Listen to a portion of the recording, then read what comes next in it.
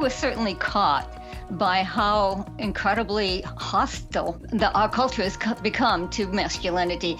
The Washington Post had an article titled, "Why Can't We Hate Men?" And that was my wake-up call. Before we get into our conversation, my name is Eric Metaxas, and this channel exists to bring you a biblical perspective on today's news, culture, and hot-button issues. If you're new here or not, welcome, and be sure to hit the subscribe button and the bell icon so you are notified when new videos get posted. As I gushed and gushed in the introduction a moment ago, I don't want to gush right now with Nancy Pearcey because she can hear me, but it's a real privilege to get her on the program.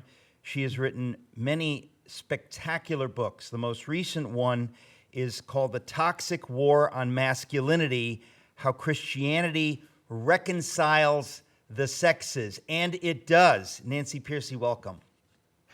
Thank you. It's good to see you. It's great to see you and to have you on.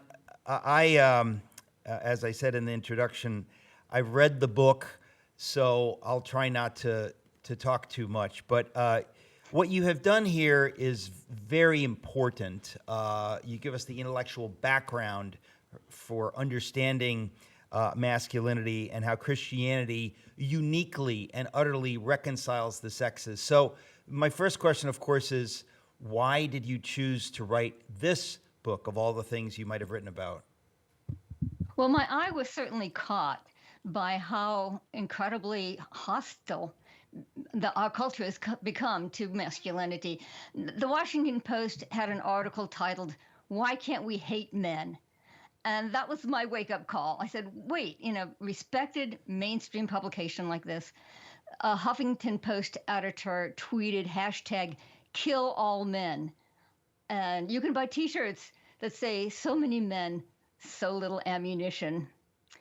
And there are books with titles that are very blunt, like "I Hate Men" and "No Good Men" and "Are Men Necessary?" So this is what I wanted to get to the bottom of. Where is this coming from? You can't really stand against a social trend unless you know where it came from and how it developed. And then there were even men jumping on the bandwagon. A fairly well-known male author wrote a book in which he said, talking about healthy masculinity is like talking about healthy cancer. And then one more, which you may have seen, it's not in the book because it came out more recently, but the director of the movie Avatar, James Cameron, was in the news because he said testosterone is a toxin that you have to work out of your system. So my initial reason for writing the book was I just wanted to understand where is this coming from and how can we counter it more effectively.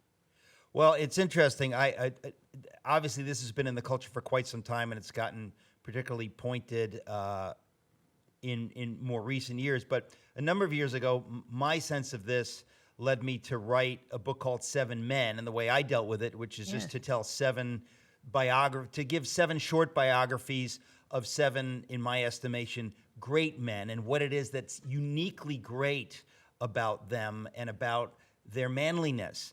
And then I wrote a book about seven women, and it's the same thing. What made these seven women great is clearly comes out of their being women.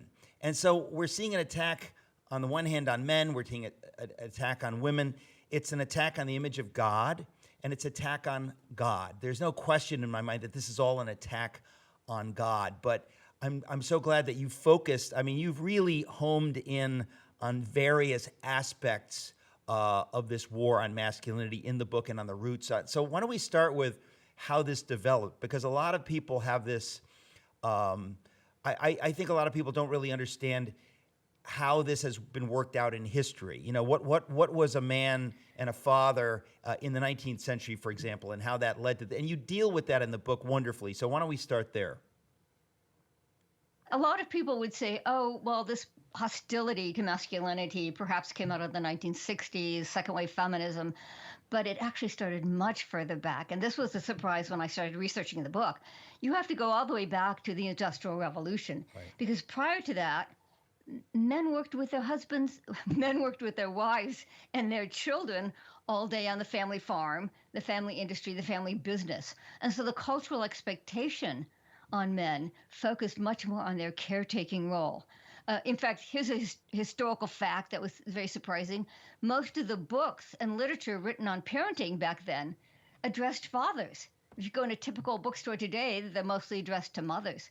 But back then, fathers did spend just as much time with their children as mothers did. And I love it when even secular historians bring out the Christian perspective that was very strong in the colonial era. So one historian says, masculine virtue was defined as duty to God and man. So that sense of duty, where did we lose that? Well, it really started with the Industrial Revolution because it took work out of the home. And of course, men had to follow their work out of the home.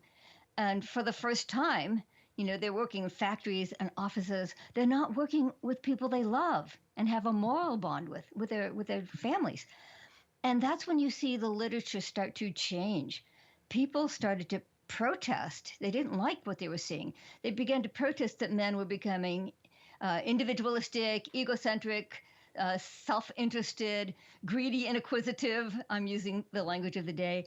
And even making their career into an idol. That was the language you saw. I thought that was fascinating. Many people said men are starting to make their idol, their career success, their financial achievements.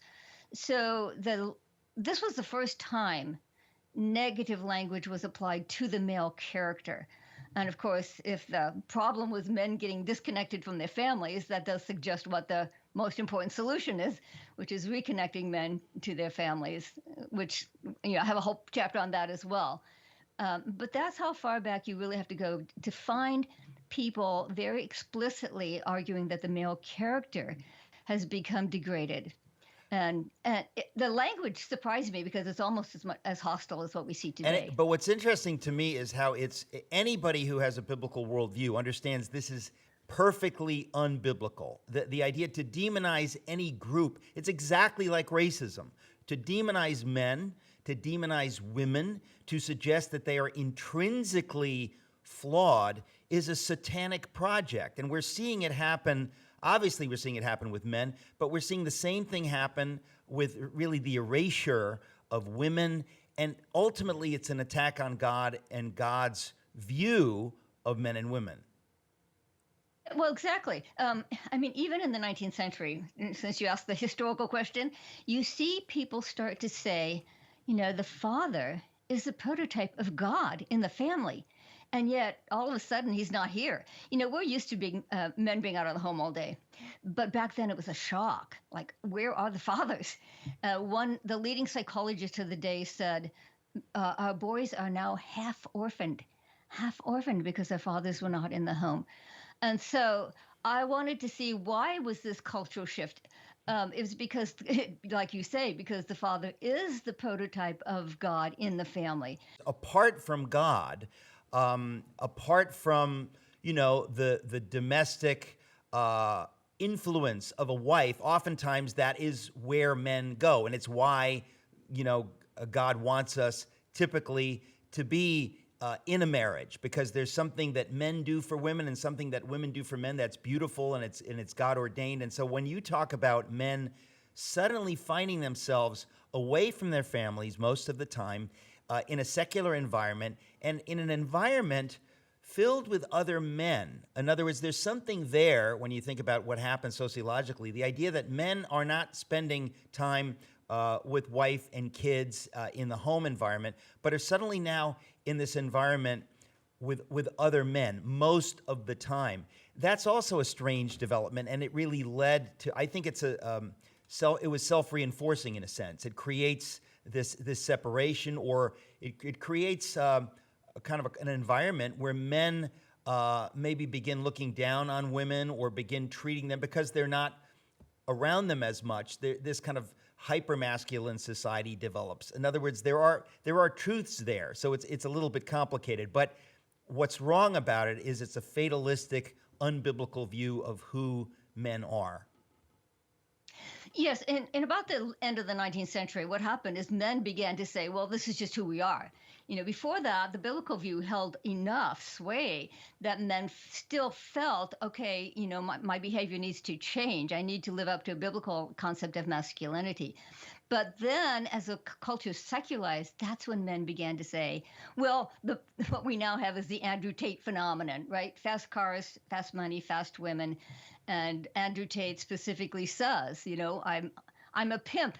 I produce pornography. And women need to understand that men are just naturally sexually promiscuous, and they just need to accept that.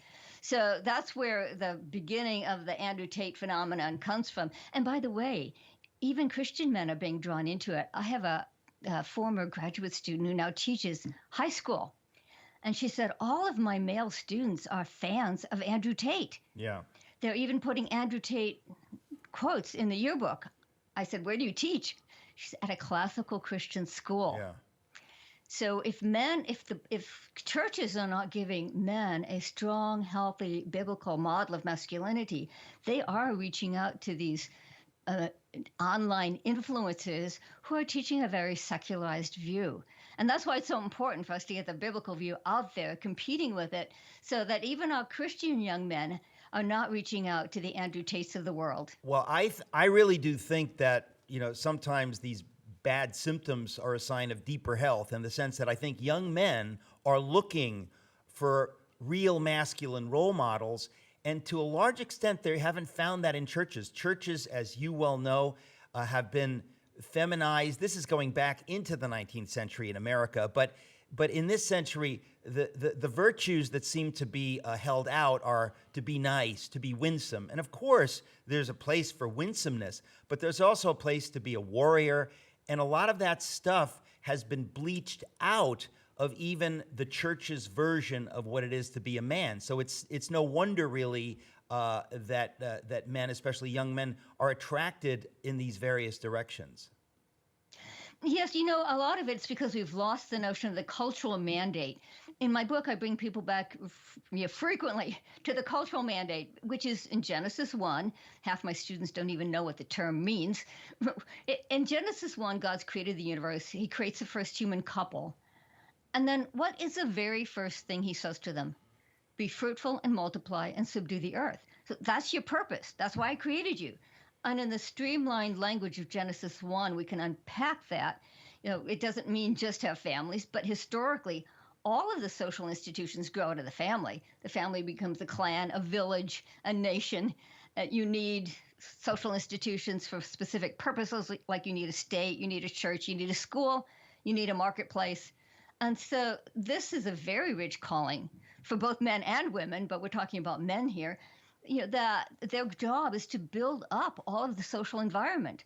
And then subdue the earth means harness the natural resources. So most societies start with agriculture, but then also technology and so on. Men are doers. They like to do, they like to act. And to some extent, many churches have turned Christianity into this theological, ecclesiastical project, which it is not. It is meant to take over the whole person, all of our lives. We're supposed to take our theology into the whole world, to make the world a better place, and on and on and on and on. And that, it seems to me, you were just saying, lies at the root of why men often are less attracted to church environments and to church life, and why often it's women that are more involved in churches. Exactly. The church has been privatized. Christianity has been privatized. And as a result, most of us tend to think of Christianity in terms of just the sort of specifically religious activities, going to church, going to Bible study, praying, and so on. And that's not what men and women were called to originally. In a sense, we could say, when we sin, we get off the track. When God saves us, we get back on the track. But what was the track? The track was the cultural mandate, which calls men to roll up their sleeves and be involved in building up the entire social world, including the laws and constitutions and treaties that govern it. And then secondly, build up the natural world in terms of technology and inventions, making computers, composing music. One of my students once said, "What, composing music? Really?" And I said, "Well, I play the violin. What's the violin made out of? Wood. What's the bow made out of? Horsehair." So all the transcendent beauty we associate with music starts with harnessing the raw materials of nature. And that's what the cultural mandate is about. It means that this verse, as theologians interpret it, means that our calling was to build cultures, create civilizations, make history. And so this gives a much bigger scope for men who, like you said, are doers, who want to accomplish, who want to have an impact, who want to achieve, who want to have mastery. That's what the Bible actually does call them to. And that's the vision that our churches need to communicate to men. Well, you talk in the book about how religion is often cast as a cause of domestic abuse, which is a sick joke, but people say these things. You say that research shows that authentically committed Christian men test out as the most loving and engaged husbands and fathers. They have the lowest rates of divorce and domestic violence of any group in America. Living as a Christian man and knowing an infinite number practically of Christian men and families, that makes perfect sense to me. So this vile secular lie, it needs to be pushed against. And you've done so with tremendous statistics and facts. It's one reason I think people need to be aware of your book, especially pastors and people in ministry. So many people have a very confused view of what Christianity is, what it means to be a Christian. And that's because there is no easy answer. We know what the biblical answer is, the correct answer, but many people live out their faith in a way or identify as Christians, and they're not actually living as Christians. So maybe talk about that for a moment, because when you say how Christianity reconciles the sexes, I know for a fact that that is correct, but people have a perception. They don't understand that. Exactly. Well, and this is the pushback I always get. For example, I always get the pushback, haven't we all heard that Christians divorce at the same rate as the rest of the culture? So the researchers went back to the data and they separated out men who are truly convicted, who go to church regularly, from nominal Christians. And in America, we have a lot of cultural Christians. By the way, my students don't know what nominal means, so I tell them NOM is Latin for name. So this means in name only. Right. And these are men who, on a survey like this, might check the Baptist box, for example, but who attend church rarely, if at all. And they test out shockingly different. They actually fit all of the toxic stereotypes. Their wives report the lowest level of happiness. They actually spend the least amount of time with their children. They divorce at the highest rate of any group, 20% higher than secular couples. And then the real shocker is they have the highest rate of domestic abuse and violence of any group in America, even higher than secular men. And so this is why the statistics are so skewed. Most people don't make this distinction. They have men who are better than secular men and men who are worse than secular men. And that's why the statistics are so misleading. And it does suggest, of course, that the church has quite a difficult task. How can we, on the one hand, really support men who are doing well? The church has a tendency to scold men. One of my graduate students works for a large Baptist church here in Houston, and she said, on Mother's Day, we hand out roses and tell the women they're wonderful. On Father's Day, we scold the men and tell them to do better. So we need to stop that. Bring this data into the churches and really encourage and support and affirm the men who are doing a good job. And then on the other hand, how do we reach out with an effective discipleship program to these nominal men who, in a sense, are ruining the reputation of evangelicals because they actually are worse than secular men? This is the balance that churches now need to strive for.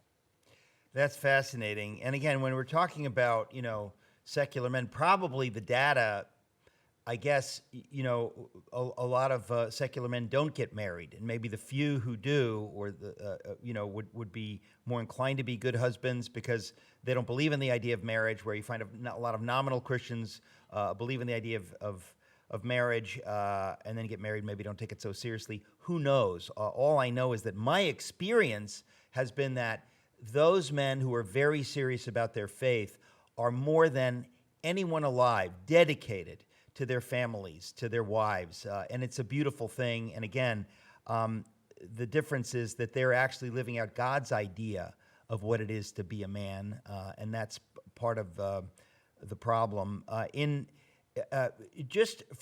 We've got 30 seconds left, but it seems to me that this really is a war on God, that ultimately the war on men, the war on women, it's a war on people created in God's image. That's at the heart of it. There was a 35-year longitudinal study on how Christians can effectively pass on their faith, and they found two surprising things. Fathers matter more than mothers because the father is the prototype of the Heavenly Father. So the father matters more. And the second thing was, it's the close, warm, loving relationship with the father that counts. He can be a pillar of the church, a moral exemplar, but if he's not warm and loving, his children won't follow him. There you have it. So you're right. An attack on the father is attack on God. The book is The Toxic War on Masculinity. Nancy Pearcey, thank you. Thank you so much.